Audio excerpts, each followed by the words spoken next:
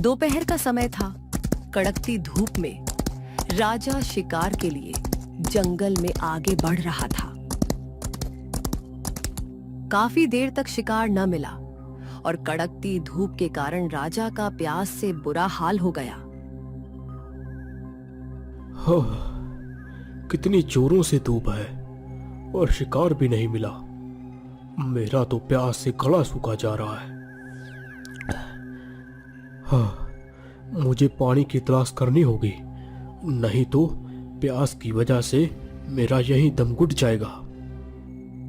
इतना कह राजा पानी की तलाश में धीरे धीरे आगे बढ़ता है और एक नदी के पास पहुंचता है। इसी बीच राजा की दृष्टि उस नदी पर पड़ी। वहां एक रूपवती कन्या स्नान कर रही थी। पास के ही पत्थर पर तोता बैठा था जो लगातार इधर उधर नजर गड़ाए उस कन्या की रखवाली कर रहा था। उसके पास एक चमकती हुई अंगूठी पड़ी थी।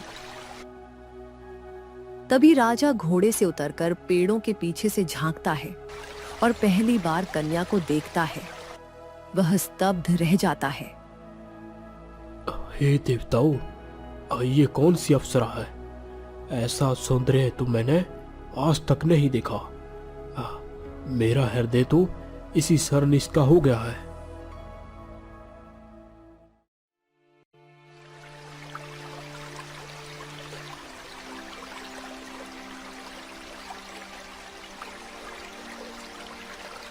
वाह वसुंधरा, आज तो पूरा वातावरण भी तुम्हारी सुंदरता से और निखर गया है। अरे तोते, तुम भी ना बड़ी बड़ी बातें करने लगे हो।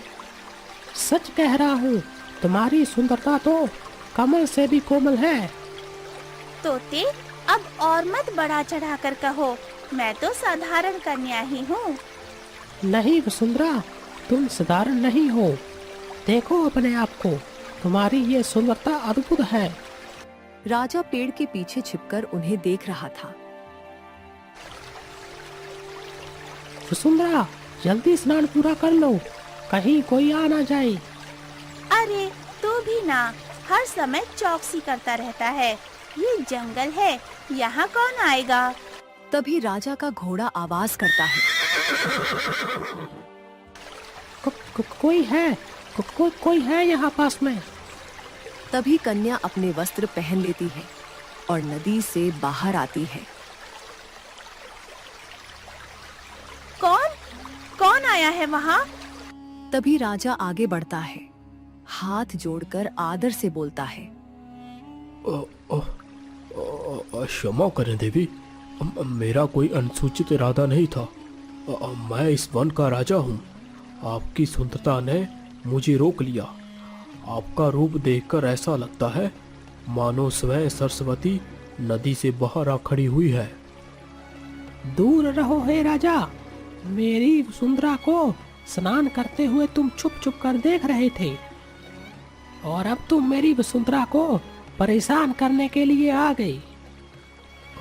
अरे वाह, ये तो बोलने वाला तोता है। सच ही कहते हैं, ऐसी सुंदर कन्या के पास इतना चतुर रक्षक होना ही चाहिए। किंतु हे सुंदरी, मैं केवल आपसे परिचय पाना चाहता हूँ। यदि आपका हृदय निर्मल है तो शायद परिचय हो ही जाएगा। देवी, मैं जानता हूँ मेरा यहाँ आना आपको असहज कर रहा होगा, किंतु मेरा मन कहता है कि विधाता ने हमें यही मिलवाया है। महाराज, मैं केवल एक साधारण कन्या हूँ। राजाओं के वैभव और मेरे जीवन में बहुत अंतर है। ये सही कह रही है मेरी वसुंधरा। राजा लोग आते हैं, मीठे बोल बोलते हैं, फिर भूल जाते हैं। हे तोते, तुम तो बहुत तेज हो, पर विश्वास करो, अब मेरा हृदय छल से परे है। जब मैंने तुम्हारी वसुंधरा को पहली बार देखा, उसी क्षण मैंने प्रण किया कि मैं इन्हें सम्मान और प्रेम दूंगा। कन्या राजा की ओर देखती है, उसके शब्दों में सच्चाई महसूस करती है। महाराज, मेरा जीवन सरल है। मेरे पिता साधु हैं। यदि आप सचमुच मुझे पाना चाहते हैं तो पहले उनका आशीर्वाद पाना होगा। हाँ देवी, आपके पिता का आशीर्वाद ही मेरा सबसे बड़ा वरदान होगा।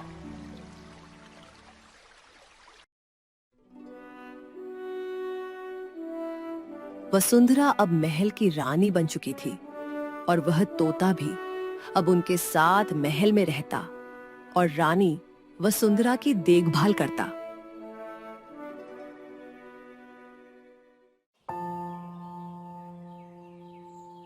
ऐसे ही कुछ दिन बीत जाते हैं और एक दिन राजा अपने मंत्री और कुछ सैनिकों के साथ राज्य में दौरे पर जाते हैं। मंत्री जी, आज हमें राज्य की सीमा पर जाना होगा। किसानों की समस्या और नए कर की व्यवस्था देखनी है। इसमें पूरा दिन लग सकता है। जी महाराज, तैयारियां हो चुकी हैं। घोड़े महल द्वार पर खड़े हैं। राजा बालकनी की ओर आता है जहां रानी खड़ी थी। प्रिय, आज मुझे राज्य का दौरा करना है। दिन भर मैं बाहर रहूंगा। तुम महल में निश्चित रहो। और हाँ, तुम्हारे प्यारे तोते को मैंने यही काम सौंपा है कि वह तुम्हारा और तुम्हारी अंगूठी का पूरा ध्यान रखे। जी महाराज, आप निश्चित होकर जाइए। मैं अपनी वसुंधरा पर पल भर भी आंच नहीं आने दूंगा। महाराज, जाते जाते एक बात कहनी है। आज ना जाने क्यों मुझे अपने पिताजी की बहुत याद आ रही है। उनका आशीर्वाद मिले बिना मन व्याकुल हो रहा है। प्रिय, चिंता मत करो। जब मैं लौट आऊंगा तो हम तुम्हें पिताजी से मिलवाने अवश्य चलेंगे। अभी राज्य का काम जरूरी है। हाँ महाराज, आप बेफिक्र रहिए। रानी जी सुरक्षित रहेंगी। मैं तोते की आँख हूँ और मेरी आँख कभी भी नहीं झपकती। ठीक है मेरे मित्र, तुम्हारे रहते हुए मुझे कोई चिंता नहीं। राजा और मंत्री घोड़ों पर सवार होकर महल से निकल जाते हैं।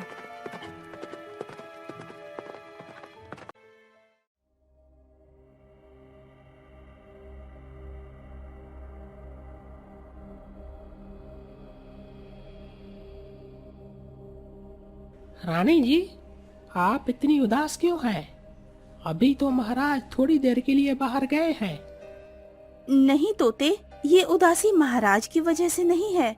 दरअसल मुझे अपने पिताजी की याद बहुत सताती है। ना जाने वो कैसे होंगे, क्या खा रहे होंगे, स्वस्थ होंगे या नहीं। वसुंधरा, आप व्यर्थ में चिंता मत कीजिए। आपके पिता ऋषि हैं। उनका आशीर्वाद हमेशा आपके साथ है। आप चाहो तो मैं प्रतिदिन आपको उनकी याद दिलाता रहूंगा और जब महाराज लौटेंगे तो वह आपको अवश्य उनके पास ले जाएंगे। नहीं तोते, तुम अभी जाओ। मुझे पिताजी का हाल चाल लेना ही है। क्यों ना हम अभी पिताजी के आश्रम जाकर उनके दर्शन कराएं? नहीं वसुंधरा, महाराज ने सख्त कहा था कि आज आप महल में ही रहे। उन्होंने कहा है कि मैं आपका पूरा ध्यान रखूं।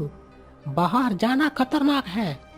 पर तोते, मेरे पिता, मैं बस एक बार उन्हें देखना चाहती हूँ। तुम जरा दिखाओ कि वो ठीक हैं भी या नहीं। पर रानी, महाराज ने कहा है। रानी बार बार कहती है। तोता अंततः झुक जाता है। उसकी आवाज पर चिंता साफ दिखती है। वह रानी की बात मानकर वहां से चला जाता है।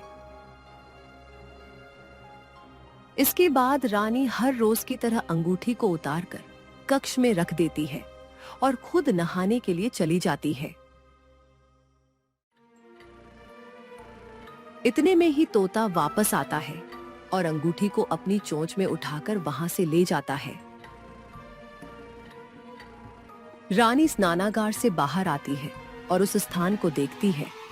यहाँ अंगूठी रखी थी और अंगूठी वहां नहीं दिखती। अचानक घबराहट से रानी इधर उधर खोजने लगती है, लेकिन अंगूठी उसे नहीं मिलती। नहीं, ये कैसे हो सकता है? मेरी अंगूठी कहाँ गई? उसके चेहरे पर डर और बेचैनी आ जाती है। तभी बाहर से दासी दौड़कर आती है। महारानी, क्या हुआ? आप ठीक तो हैं? दासी, मेरी अंगूठी। अंगूठी? कौन सी अंगूठी महारानी? वही मेरी अंगूठी। इतना कहते ही उसकी आंखें बंद होने लगती हैं। वह बेहोश होकर गिर पड़ती है। महारानी, कोई है? जल्दी आओ, जल्दी आओ, महारानी बेहोश हो गई है। महल के सैनिक भागते हुए अंदर आते हैं। पूरे महल में हंगामा मच जाता है। दूसरी तरफ वह तोता गुरुदेव के आश्रम में पहुंचता है। गुरुदेव शांत ध्यान में बैठे थे। तोता पास आकर बैठता है और प्रणाम करता है। प्रणाम गुरुदेव।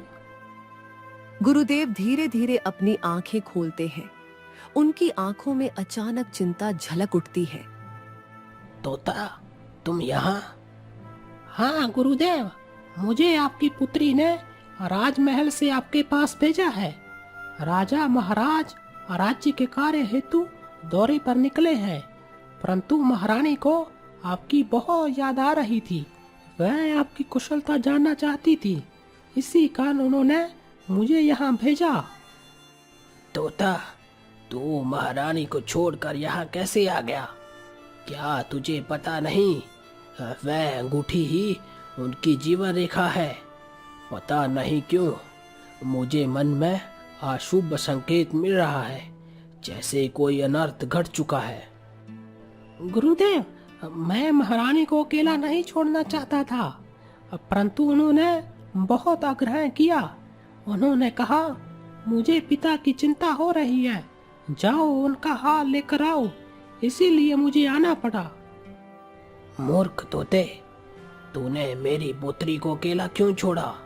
वह अंगूठी कभी उसके शरीर से दूर नहीं होनी चाहिए, और मुझे यकीन है कि कोई दुष्ट शक्ति उसी अवसर की प्रतीक्षा कर रही थी। गुरुदेव अचानक उठ खड़े होते हैं। उनका चेहरा चिंता से भर जाता है। तोता, अभी तुरंत उड़कर वापस जा, अपनी रानी की रक्षा कर, और ध्यान रखना, अगर कोई अनहोनी हो चुकी हो तो मुझे तुरंत सूचित करना। जाओ और एक क्षण भी मत गवाओ। जी गुरुदेव, मैं तुरंत लौटता हूँ। तोता तेजी से पंख फैलाता है और आसमान की ओर उड़ जाता है। हे प्रभु, अब मेरी पुत्री की रक्षा करना। मुझे भय है कि वह अनर्थ घट चुका है, जिसका आभास मुझे पिछले कई दिनों से हो रहा था।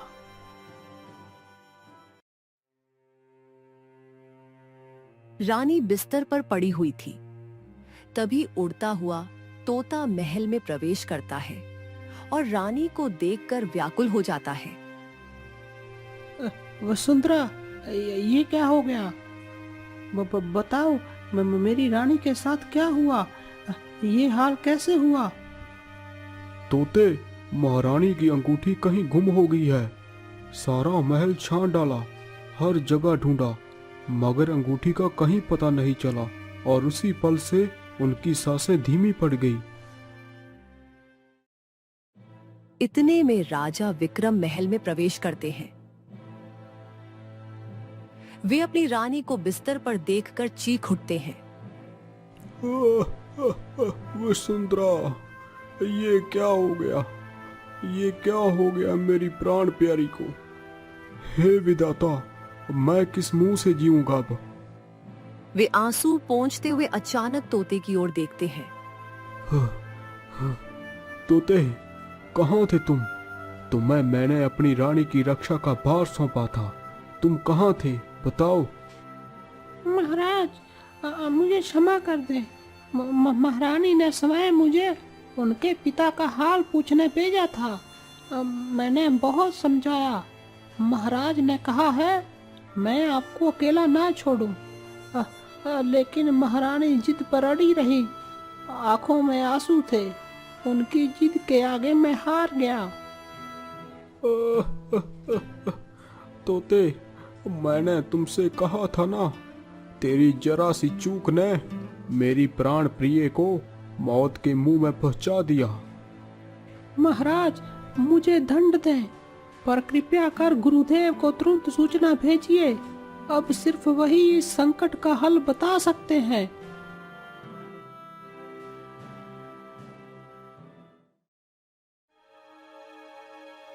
तभी आश्रम से गुरुदेव आते हैं। जैसे ही वे अपनी पुत्री को इस हालत में देखते हैं, उनका दिल टूट जाता है और करुण स्वर में पुकार उठते हैं। राजन, तुमने मुझे वचन दिया था कि मैं तुम्हारी पुत्री की रक्षा करूंगा। ये रक्षा है तुम्हारी, यही रक्षा है तुम्हारी। तुमने मेरी बेटी को मौत के हवाले कर दिया। राजा विक्रम उनके चरणों में गिर पड़ते हैं। गुरुदेव, अब मुझे क्षमा कर दो, मेरी वसुंधरा को बचा लो। मुझे बताइए मैं क्या करूं? आप उनकी जीवन रेखा बनो। मैं अपना सब कुछ दांव पर लगाने को तैयार हूं गुरुदेव। राजन, अब उसे जीवित रखने की केवल एक ही आशा है, वही अंगूठी। जब तक वह अंगूठी वापस ना मिले, इसे बचाना असंभव है।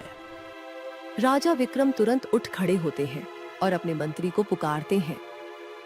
हाँ, मंत्री जी, तुरंत पूरे राज्य में ऐलान कर दो, जो भी मेरी रानी की अंगूठी ढूंढ लाएगा, मैं उसे मुंह मांगा इनाम दूंगा। धरती का धन, सामान, सब कुछ उसे मिलेगा। जाओ, एक क्षण भी व्यर्थ मत करो। जी महाराज, जैसा आपका आदेश।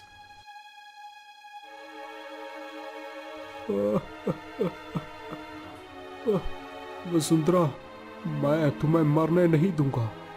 तेरी सांसों की डोर चाहे संसार के शोर से क्यों ना बंधी हो, विक्रम उसे खोज लाएगा।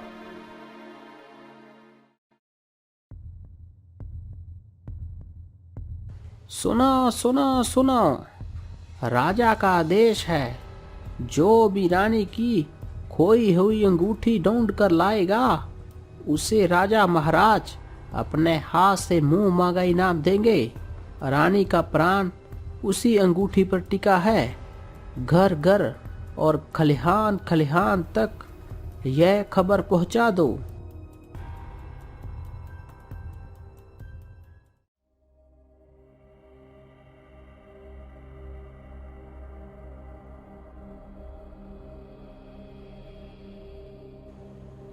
ओह, तुम्हें पता भी है तुम क्या कह रहे हो? बताओ, क्या तुमने सच में वह अंगूठी नदी में गिरा दी? साफ साफ बोलो। मालिक, मुझे माफ कर दीजिए। मैं सच कह रहा हूँ। मैं उड़ रहा था, नदी पार करते हुए अंगूठी मेरी चोट से छूट गई और पानी में गिर गई। है, ये तुमने क्या कर दिया तोते?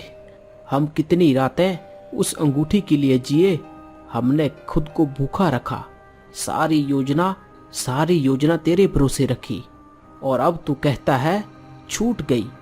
क्या ये बहाने हैं तेरे? हमने क्या सोचा था राजा अपनी पत्नी की अंगूठी पाने के बाद हमें मुंह मांगा इनाम देगा, सम्मान देगा, पर तूने सब कुछ एक ही पल में बर्बाद कर दिया।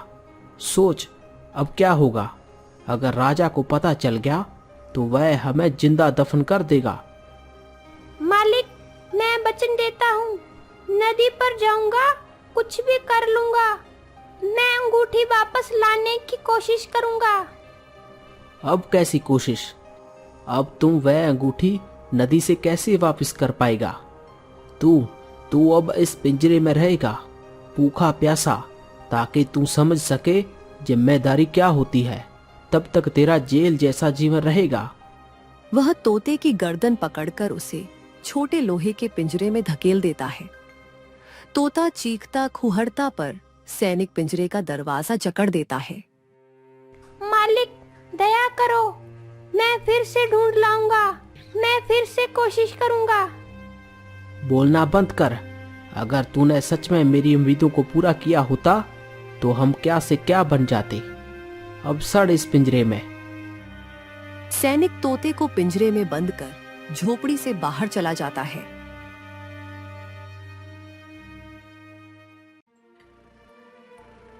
राजा अपनी रानी के पास खड़े थे। उनका चेहरा आंसुओं से भरा हुआ है। मंत्री गंभीर मुद्रा में आकर प्रणाम करता है। महाराज, हमने पूरे राज्य में घोषणा कर दी है।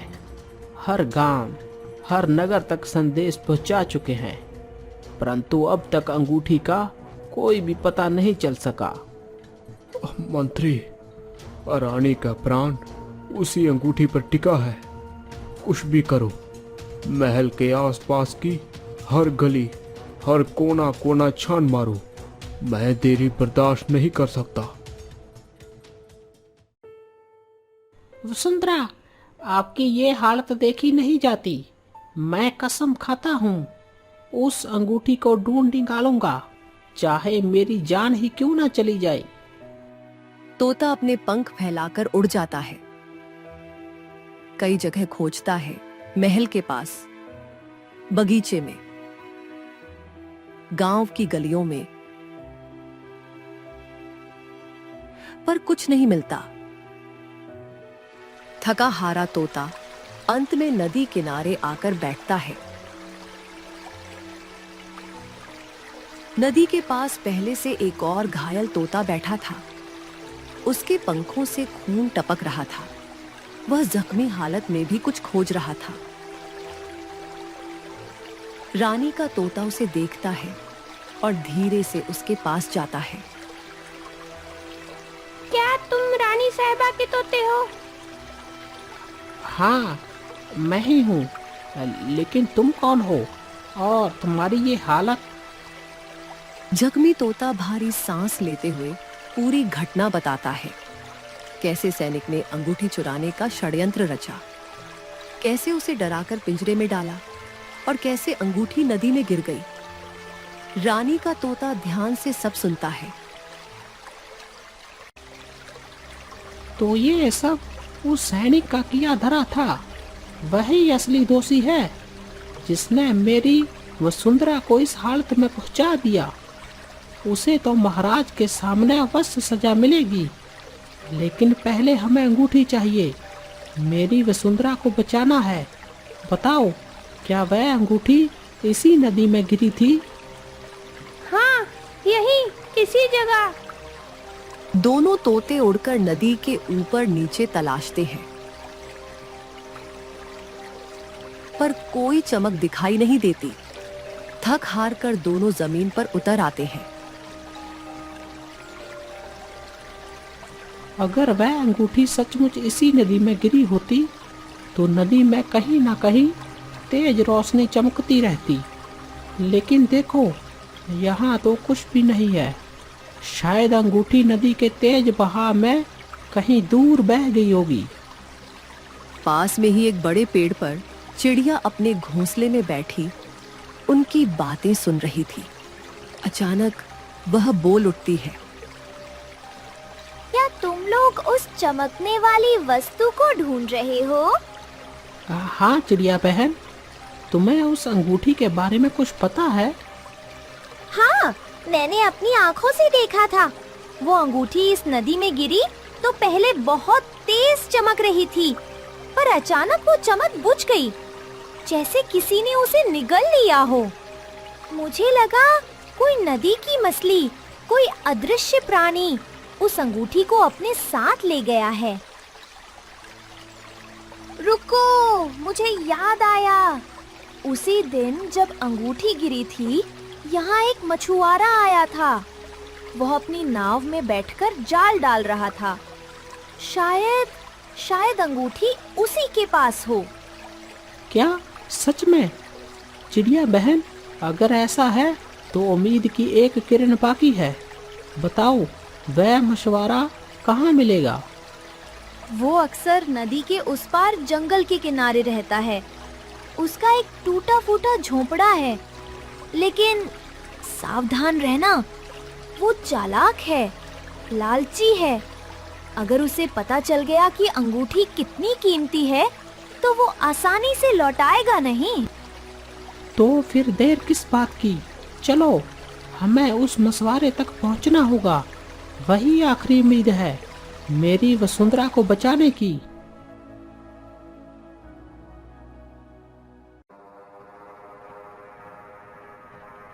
झोपड़ी के बाहर मछुआरा बैठा था।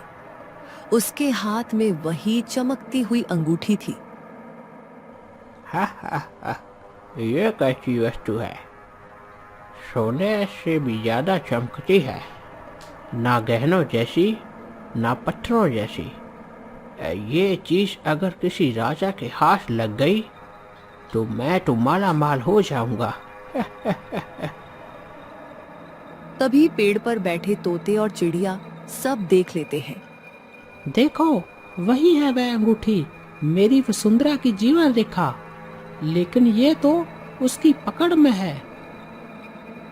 इस लालची इंसान से अंगूठी लेना आसान नहीं होगा। हमें चालाकी से काम लेना होगा।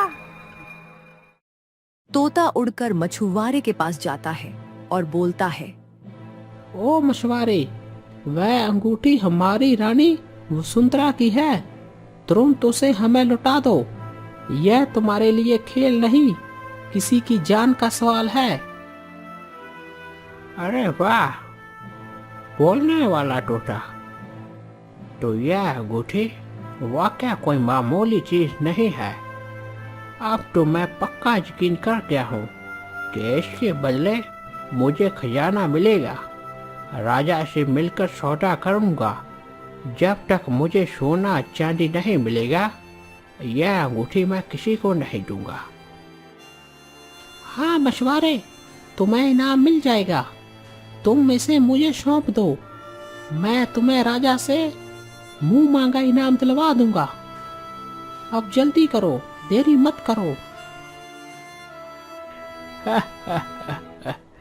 नहीं तोते, मैं तुम्हारी बातों में नहीं आने वाला।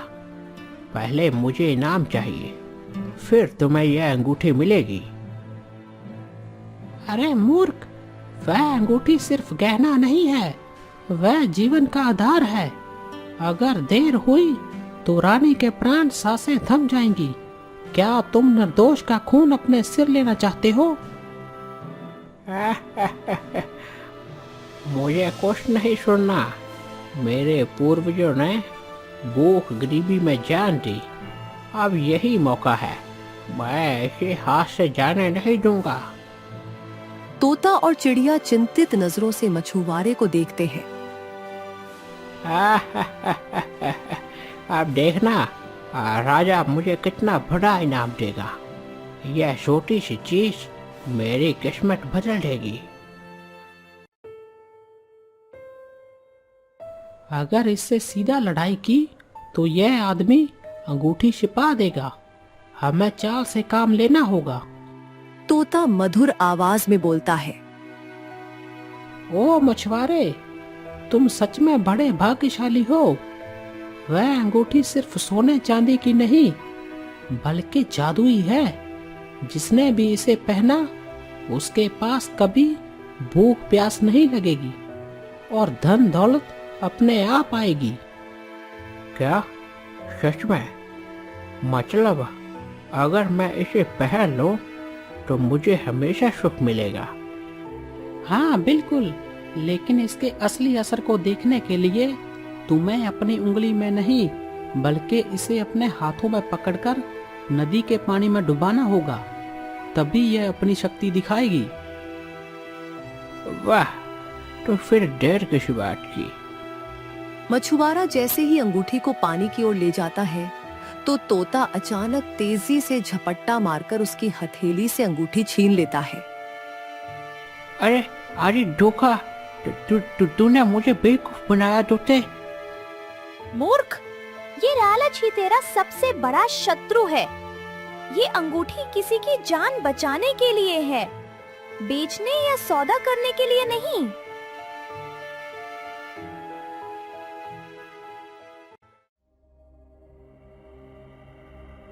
महल में रानी बिस्तर पर निढाल पड़ी थी।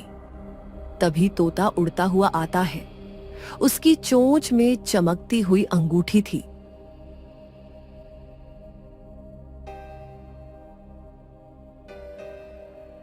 गुरुदेव, ये रही वसुंधरा की अंगूठी।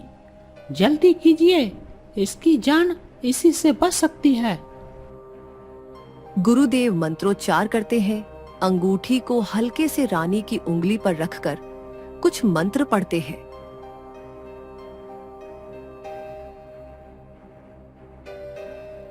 तभी हल्की रोशनी फैलती है।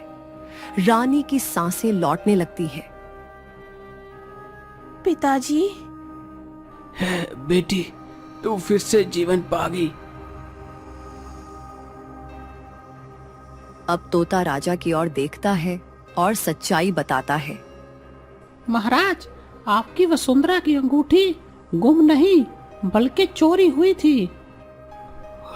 क्या? चोरी? हाँ महाराज, चोरी। और यह सब वर्षों से काम कर रहे आपके सैनिक मोहन का ही काम है। फिर तोता पूरी घटना राजा को बताता है कि सैनिक मोहन ने यह सब कैसे रचा।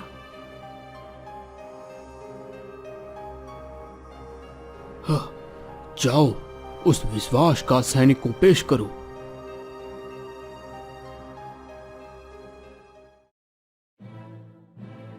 सैनिक को राजा के सामने लाया जाता है।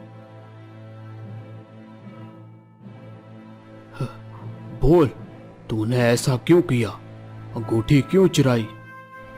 हाँ महाराज, मैंने यह किया। मेरे पूर्वज सालों से आपके राज्य के लिए लड़ते आए। हमने खून बहाया, बलिदान दिया, पर हमें कभी कोई मान, कोई पद, कोई दर्जा नहीं मिला। मैंने सोचा यह अंगूठी लेकर मैं आपसे मुंह मंगाई ना मांगूंगा। मुझे ऊंचा पद मिलेगा, मेरी किस्मत बदलेगी। नीच, वफादारी का नाम पाने के लिए विश्वासघात किया। तूने मेरी रानी की जान जोखिम में डाली। तेरे दुख मैं समझ सकता हूँ, पर तेरी करनी का अपराध उससे भी बड़ा है। राजन, अपराधी को सजा मिलनी चाहिए, पर यह भी सीख लो, अगर राज्य अपने वफादारों को अनदेखा कर देगा तो उनके दिलों में क्रूरता जरूर जन्म लेगी। सही कहा गुरुदेव। सैनिक, तेरे अपराध की सजा तुझे अवश्य मिलेगी। साथ ही मैं प्रण करता हूँ, अब से राज्य में जो भी सच्चा सेवक होगा उसे उसका सम्मान और हक मिलेगा। सैनिक शर्म से सिर झुका लेता है। आज मेरी वसुंधरा जीवित है तो इसका सबसे बड़ा कारण ये छोटा सा प्राण कर्मी प्राणी तोता है। हे वफादार तोते, तूने जो किया वह कोई बड़ा योद्धा भी नहीं कर पाता। आज से यह तोता केवल महल का रक्षक नहीं, अब बल्कि हमारे राज्य का मान है। तोते, तूने ना केवल मेरी पुत्री की रक्षा की, बल्कि इस राज्य के भविष्य को भी बचाया। राजन, यह दिन हमें यह भी सिखाता है कि सच्ची निष्ठा केवल मनुष्यों में ही नहीं, बल्कि हर जीव में हो सकती है। और आज इस तोते ने यह सिद्ध कर दिया। हाँ, सही कहा गुरुदेव। मैं वचन देता हूँ, यह तोता स्वयं हमारे परिवार का हिस्सा रहेगा। मेरे प्यारे रक्षक, जब सबने तुझ पर शक किया तब भी तूने हार नहीं मानी। तूने हर कठिनाई पार करके मेरी जान बचाई है। मुझे तुझ पर गर्व है। अब से तू मेरा सच्चा मित्र और साया है। मैं कभी भी तुझे अकेला नहीं छोड़ूंगी। वसुंधरा की जय हो, महाराज की जय हो, वसुंधरा की जय हो।